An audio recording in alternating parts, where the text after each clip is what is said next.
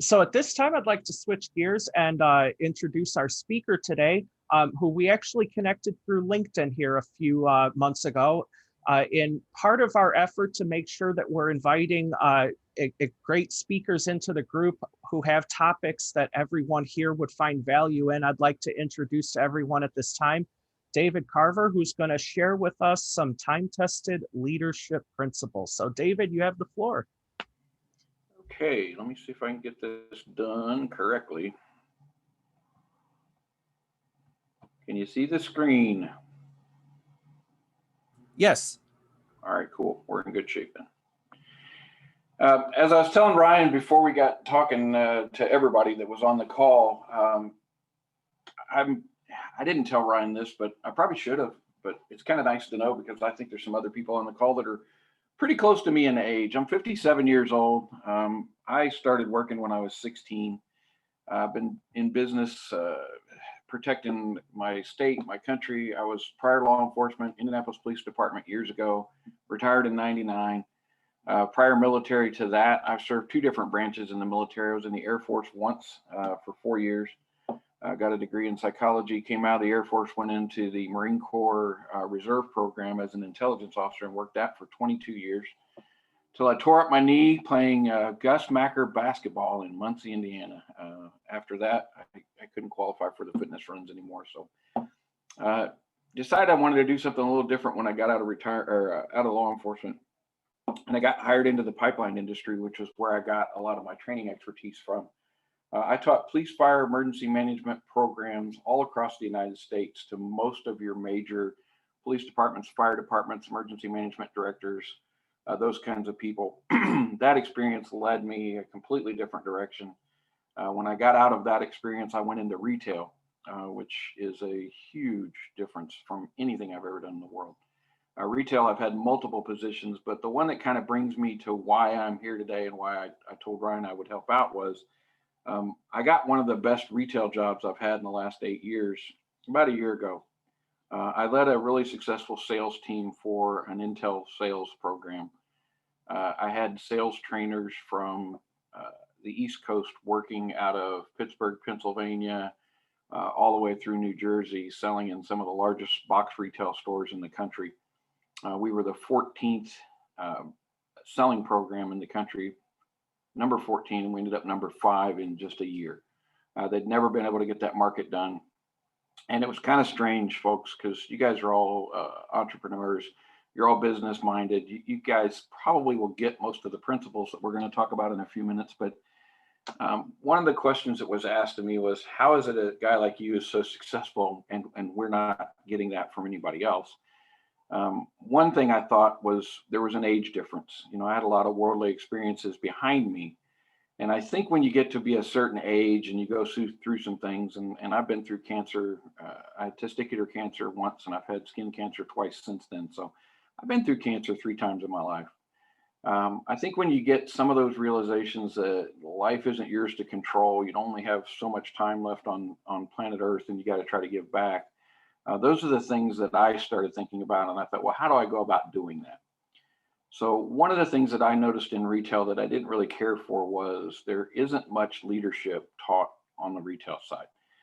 Basically, there are large companies out there like the Intels of the world and some of the big box retailers that think everybody's interchangeable. We can just go out and find anybody, plug that person into that program. And, you know, that's a style of leadership, but it's top-down leadership, and it really doesn't work well when you're trying to sell.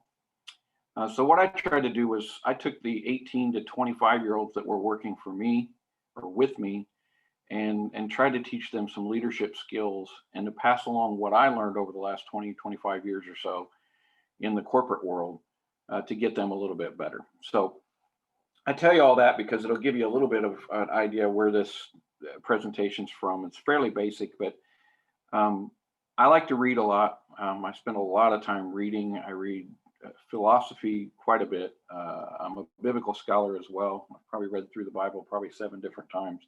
But I will tell you this, I'm not one of those guys that has that eidetic memory where I can quote scripture. If you talk about it, I can go through it with you. I understand all the concepts. I don't remember the scripture as well. I just don't have that kind of mindset. But Anyway, today's program, we're going to talk about small business leadership, and I call it principle for today's world. One of the biggies for me is I'm a John Maxwell convert. I got into Maxwell years ago, and I think it helped me in my career, and it helps me now with what I'm doing in the recovery program, which is to get people to think about their own development and what it means to be a leader, and what it means to have people following you. The one that's up on the screen now is the biggest quote. It's kind of a summary quote that Maxwell put out. I use it on my LinkedIn page quite a bit. I believe in the 21 laws of irrefutable laws of leadership. I apologize. In fact, I actually have a copy of it on my desktop. So whenever I'm sitting here in front of my computer, if I'm stuck, I'll go to the 21 laws and try to think about it. So I encourage anyone that's trying to build their leadership skills, start there. Maxwell's 21 laws were fantastic. This quote to me means probably more than anything. And I think, if you go through that quote and kind of use it as a personal mantra on a daily basis, I think your leadership gets better because it gets you to start thinking about no matter what happens in the world, time's changing, and, COVID threw us a huge curve last year. Every business changed. We all had to jump into, how do I continue my business? How do I do this type of work where I'm not dealing with customers one-on-one? Like if you're in a big box situation, or if you're in a store that sells things, you didn't have business there. How do I work through COVID? And we've got some folks that do personal business here, like Culligan, how do I get the installs done? What do I do for masks, and what do I do for gloves, and what's the safety protocol? Those curves, everybody had to deal with those last year. As the National Business Development Manager for the company that I worked for last year, I got stuck with that. They handed me COVID-19, said, we don't need you to develop business anymore because nobody's going into retail to buy anything. So we need you to help us figure out how we're going to keep 35,000 employees safe all across the United States. So that was a big challenge for me, as I know that everybody on this call has also had those challenges. So I tried to go back to the leadership principles that I used then, and these are the things that I would teach. So I would go to Maxwell's 21 Irrefutable Laws of Leadership. If you haven't read it, I encourage you to get it. You can download a PDF copy, Google it. It's all free. It's online. But these are the ones that I use the most to start. Oops, sorry. Trying to minimize you guys off the box there. Let me go back one page. My fault. What I would do is I start with the person themselves. We've all run into these companies. We've all seen companies like this where they put out a really flowery, fantastic mission statement. They talk about what their principles are, all of the things that they're trying to do to serve their customers, but they're not actually living that. It's just something they stuck up on a website. And Will, you can probably understand that since you're designing websites as a profession. Sometimes these mission statements don't actually match the mission behind, the people behind the actual programs. So I think in order to be an effective or good leader, you've got to start with your personal mission statement and a self-reflection. When we're dealing with addiction and we're trying to teach people to reassimilate to life and to make better choices in life, there are three things that we stand by at all times. And church is the same way if you're a religious person. And it's principles, character, and morals. I try to put in semi-definitions whenever I'm doing a course like this. So for me, the principal question is, what fundamental truth or proposition serves as your foundation for your system of belief or behavior or your chain of reasoning or thought process? So that's what it means by principles. Character, what qualities do you have that make you distinct from other people or places? Obviously, that's directly translated into how you run business. And morals, what standards of behavior or beliefs do you have about what is and what is not acceptable for you to do? Now, I want to throw a caveat up here on this one. Some of you are going to say, because some of you are probably PowerPoint pros like I am, I personally feel weird about this one. This slide's going to seem like it's out of place when we go through like the last 6 that I have, but it actually makes sense to me because it's going to lead you towards the next 6. So I think for a business, you got to have a solid foundation as a customer service focused business. And these are the 4 bullet points that I came up with that actually helped me lead a company that serves 35,000 employees. One, your market research is essential. If you're not following the trends out there, you're behind the curve, because trends keep changing. They keep going, they're moving, the goalpost is constantly moving. So you really need to have somebody that's following the trends to see that you're actually developing in order to stay ahead of your customers' needs. So what's actually going on in the world that's out there? That will help you encourage your customer touch points. And when I say touch points, those are the touches that you have with that person, whether you're talking to them over the phone, if you're a phone oriented business, or a touch point can be, I'm going to use Culligan because that's the easiest one for me to work off of here today. Let's say you're taking the order over the phone. That's a touch point. When your install team goes out there in the field to do that, that's another touch point. So you've got to really concentrate on all of the customer touch points. I also try to encourage small businesses to encourage the buy local trends that are out there. And I put that in air quotes. If you can see me in the background doing that, it's air quotes, buy local trends. Because right now, one of the major trends in the United States, and it's driven by the millennials and the Gen Xers, are buy local, stay regional, go away from the big box, go away from the major things like that. So if you can promote your business in the direction of buy local trends, that will help. That is done through, in my mind, a strong social media presence. Now, I will admit this to you. The last company that I worked for absolutely hated social media. And if you're a friend of mine or you know me on LinkedIn, I'm not going to give you the name of the company because I'm not trying to disparage them, but you can find my resume there. You'll see it. They hated social media. The strange part about that is when you're employing 35,000 part-time employees all over the United States, and many of those part-timers are between the age of 18 and say 30, most of those, I'm going to say kids because I'm 57, most of those kids will go to social media and look for it first. They'll Google it, and Will's providing a great service. His service actually helps people. They'll Google it, they'll go to your website, they're going to read what's up there, they're going to look for your principles, they're going to look for your mission statement, they're going to look for your characters, and then they're going to go to job sites like Indeed, Monster, Glassdoor, and they're going to read your reviews. Now, if you're not doing social media, you're not promoting your business through social media, it's really hard from a small business perspective to get your message out there. I believe it was Kim that made the comment. I could be wrong because I just met you all, but the urban air thing, the air park comment that she made, I can't believe all the services that they have. Or a friend made that comment to her. Some of that's because they don't know where to go look. So you really have to have a strong social media presence. And I'm not saying that company does. I'm just using you guys as an example since you're on the call with me, on the Zoom call with me today. So strong social media presence helps. If they can't find you on social media, you're not having a public image or public face out there on social media, you're missing out on a huge segment of society that may be purchasers of the products that you're selling or the services that you're trying to promote through your small business. I know a lot of people hate social media. I'm a boomer. I have a tendency to not enjoy social media. At least my age group does.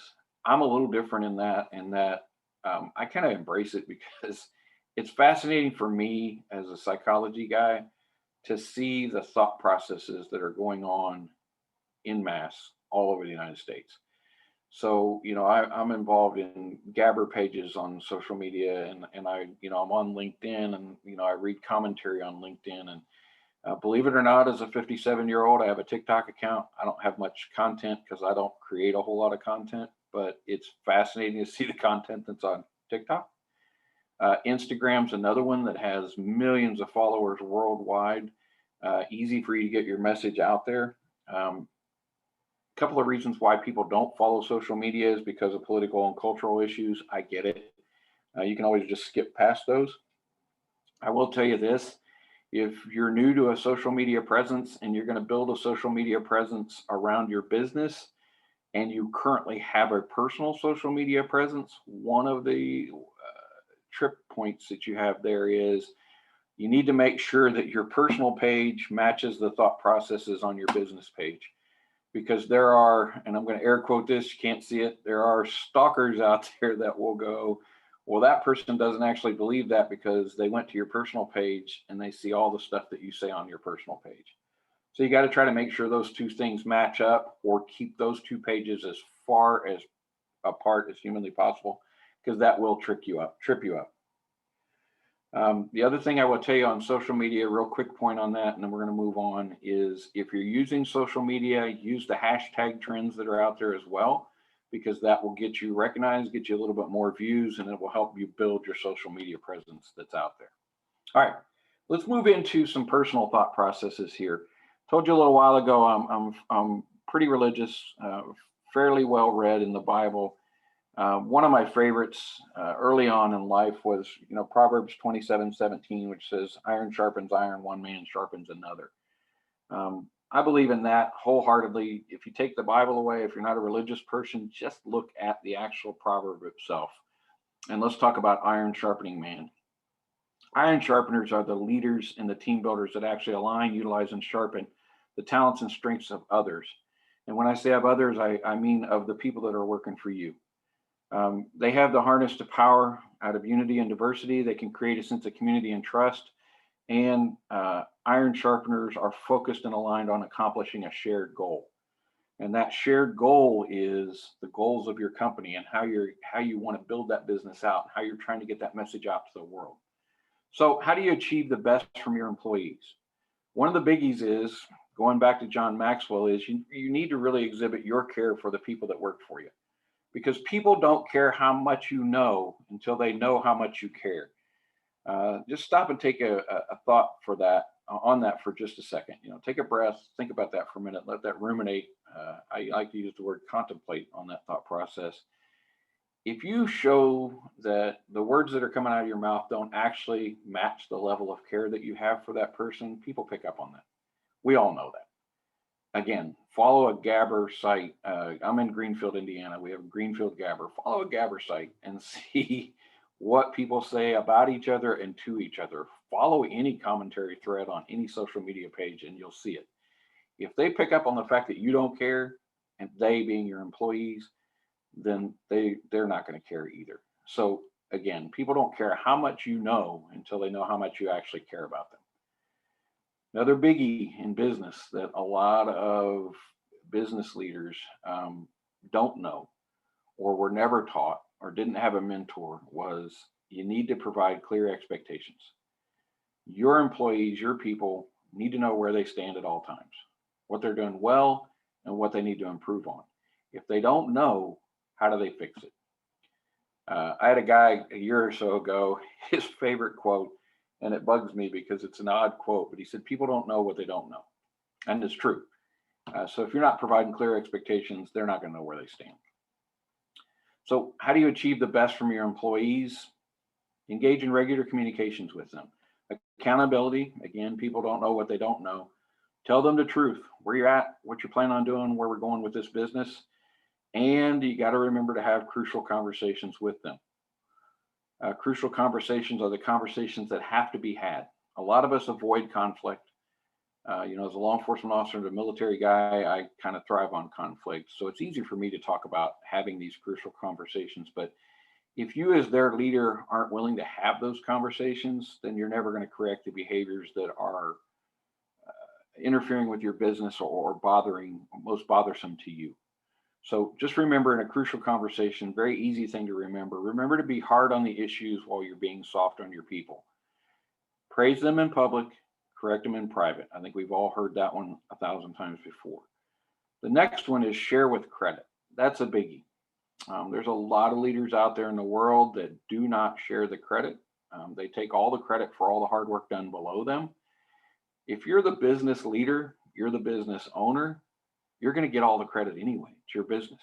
They wouldn't work there if it wasn't for you. They wouldn't have that job. They wouldn't have that salary. They wouldn't have their personal lives without you. They'd move on to somebody else. So you've got to share the credit with the employees. Let the employees get, a lot of the praise for the credit. Your business is reaping the benefits on the other side of it. Last but not least, you need to speak vision and possibility in your people. And what I mean by there is, by that thought process, is you need to talk to your people and build them up. If you don't encourage them, they're going to treat it as a job, and then your business is going to falter in the long run. Iron sharpeners as leaders. Iron sharpener leaders polish the employees in order that they may have an opportunity to grow, expand, learn, share, and transform the others that are below them. So that kind of summarizes everything we just talked about in the last 3 slides. It's your job as that leader to make sure that they have an opportunity to grow, expand, learn, share, and so that they can transform others behind them, because they will. If they have a bad experience with you, the person behind them is going to have a bad experience as well. Plus, if you remember what I said about social media, they're going to go online and share that bad experience with you as a lousy employer, lousy business owner, lousy manager, lousy leader. So you got to try to remember those things. One of my favorite quotes of all time, and we're just about to wrap this thing up. My pastor and friend, Marcus Dennis, here in the state of Indiana, I've been a pastor for a long time. He uses this quote a lot. We use this quote a lot in the recovery movement. And that is to never doubt that a small group of committed people can change the world. Indeed, it's the only thing that ever has. And I put on the screen for you guys to look at there, FedEx and Amazon. Think back 30, 40 years ago when FedEx and Amazon first started. It was started by a small group of committed people. And look at how those 2 businesses have transformed the world. We can do it. All small businesses can do it. And then last but not least, I want you to remember, it is lonely at the top. I love this quote. 99% of the people in the world are convinced that they're incapable of achieving great things. So they end up aiming for mediocre or average. Stop and think about that for a minute. Think about the amount of work it takes to position yourself to be the best of the best. 99% of the world won't do that because it's too hard, it's too much work. So what do you end up doing? You end up throwing yourself into a pool, which is the next paragraph, or the next line. The level of competition is thus fiercest for the realistic goals, thus making them the most time and energy consuming. The most realistic goals is that group of average achievers. So how many average achievers want to be at the top of the average list? There's a lot of them. Tim Ferriss, read the book, it's fantastic. It's called The 4-Hour Workweek. I would encourage you read Maxwell's Laws of Leadership and read Tim Ferriss's 4-Hour Workweek. Ryan, I did that relatively quickly. I tried to give you about the 15 minutes that you asked for. I am available in this group or any group setting for consultation. My information is there on the screen. And I think Ryan said he was going to share this with everybody. So if you need to contact me or feel like want to reach out to me, generally I don't take phone calls from people that I don't recognize the number. So I recommend you text first and say, hey, this is so-and-so. I'd like to talk to you about whatever. And then I'll take the call or send me an email. Anybody have any questions?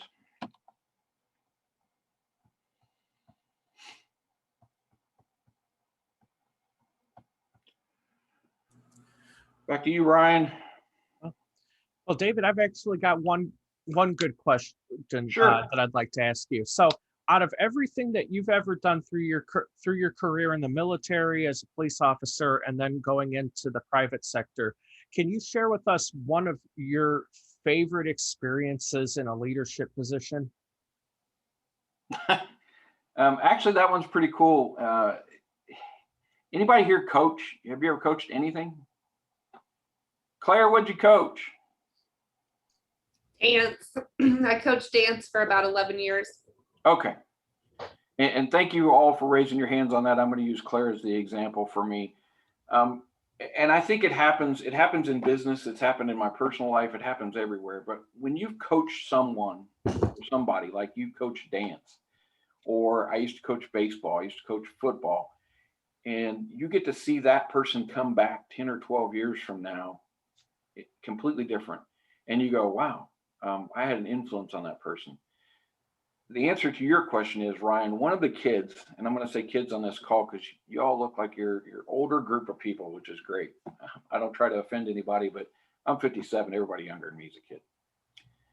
But in the Intel program, when I was trying, my guys and gals, and I say guys generically, so my guys as sales staff, their job was to sell Intel core-based computers to people that walked into whatever big box store that we had them in. Best Buy was where we started, but we were in Walmart, Target, everywhere else as well. So, an 18 to 24-year-old, a lot of those kids grew up with those, so they get it, they understand it, but they didn't grow up with the leadership side of it. So I had a guy, he was my best sales guy on the East Coast that sold for me.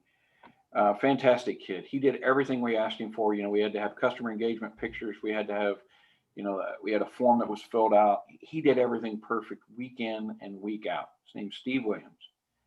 About a month and a half ago, right before Ryan and I connected here, he sent me an email through LinkedIn, sent me an instant message, and then I gave him my email information. He sent me an email and said, hey, I want to know if you'll give me a job recommendation. I'm going to go for this position. And it was a leadership position as a salesperson. He's 25 now. So I said, yeah, I sent it to him.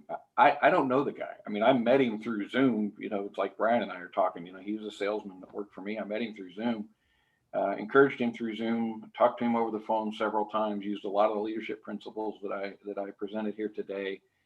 And about 3 weeks after I did the letter of recommendation for him, he contacted me again and said, I got the job and I got my own sales staff now. So, for me, that was pretty cool in retail. I've had a ton of other experiences as a law enforcement officer. Didn't mention it earlier, but I was a deputy coroner here in my county for about 4 years as well. So there's a lot of things out there, but thanks, Claire, for raising your hand on that. I think it resonates with people. Anybody that's coached somebody else and you've seen them come back, that's one of the coolest feelings in the world, because you're leaving a piece of you, just like with your children. You're leaving a piece of you whenever you move on. So I like that experience a lot. Great question, Ryan. Thank you. Awesome. And David, I'd like to make sorry. Oh, Kim, go right ahead. I'm sorry. I just like to make a comment too about how I appreciate you engaging the audience. It matters, and it matters to our attention span when you ask questions and we're raising hands and we're engaging and you're calling out our companies and our names. It matters. So you're not talking at us, you're talking with us. So I just appreciate that in your presentation. And I did take a couple of pictures of your slides. I've been through the Maxwell program. It's been years and years ago.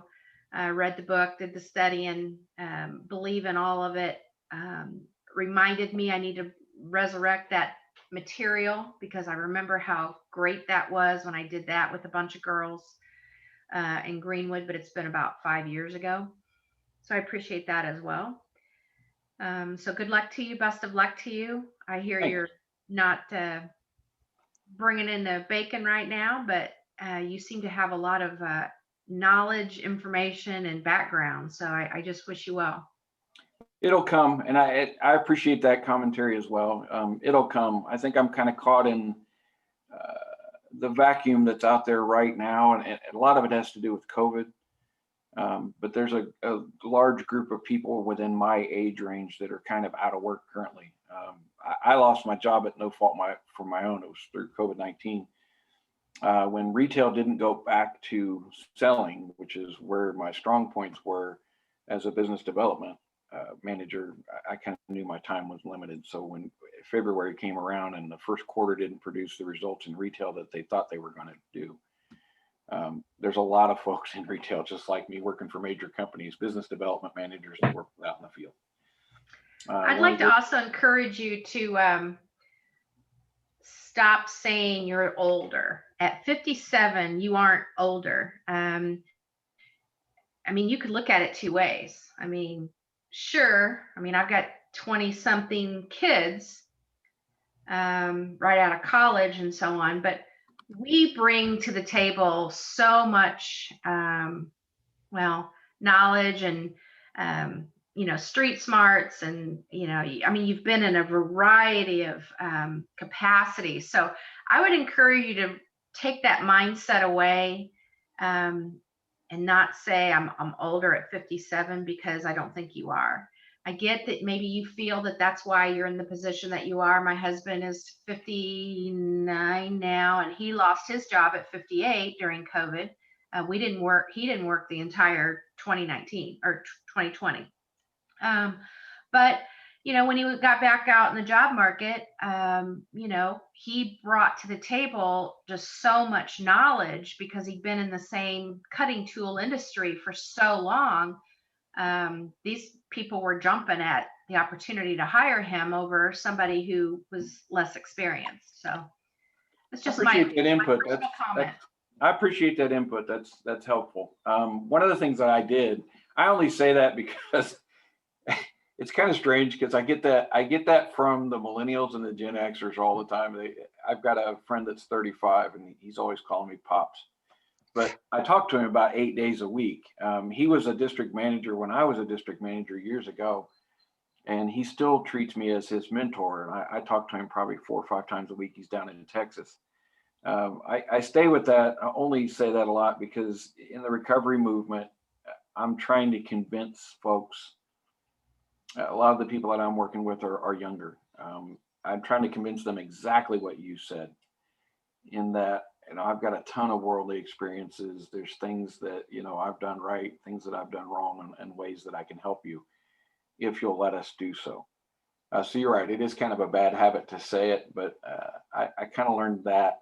One of the things that we did, when I say we, my pastor's a really good friend of mine. We reinvented me. We're taking all of those experiences, and it's a very slow play, but it's coming.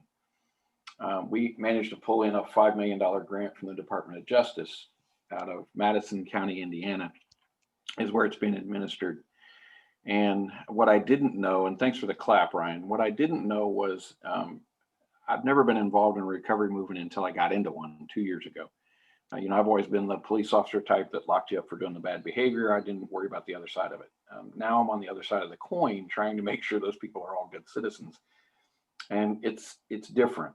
What I didn't know was the amount of problems that we're having in emergency services due to COVID-19.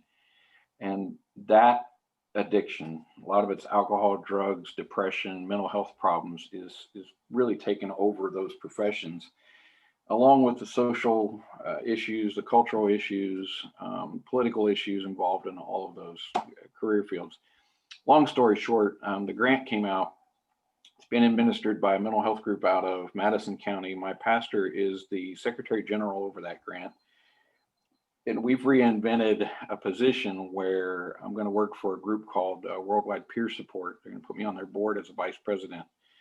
And I'm going to go through peer recovery coaching programs over the next couple of months. And it'll be solely directed at emergency response professionals so that we can offer them some help.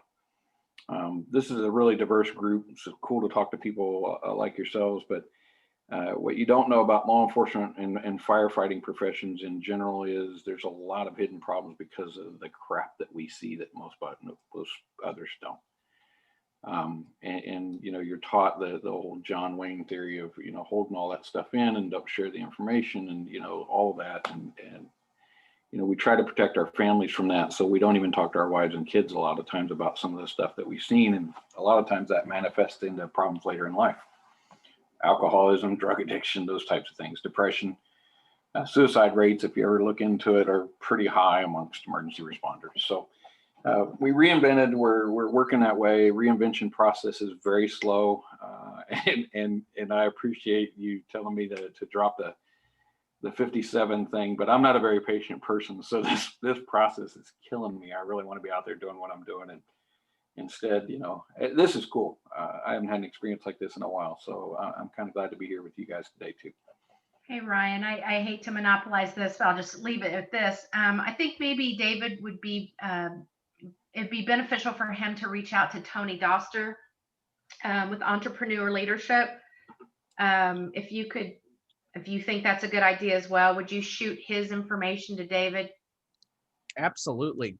Good suggestion, Kim.